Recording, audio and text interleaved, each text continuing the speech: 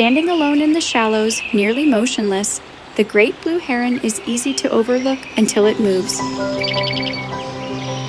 Found across North America, this tall, long-legged wader is one of the continent's most recognizable birds. At first glance, it appears calm, even statuesque, but this stillness is a hunting strategy. With keen eyesight and lightning reflexes, the heron watches for the slightest ripple beneath the surface.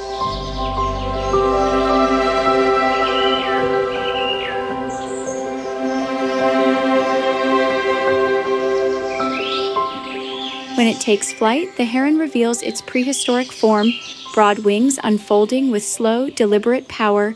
It glides low over the water, a quiet shadow against the sky. Poised at the edge of the water, the great blue heron stands tall, a quiet figure in the landscape, both elegant and unmistakable.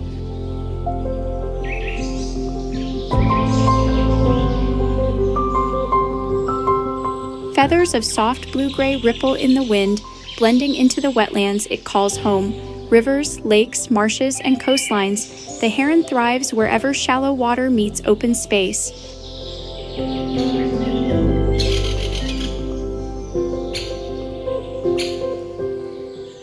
Each spring, herons gather in towering trees near rivers and lakes. There they raise their young, nurtured by the same waters that shape their world.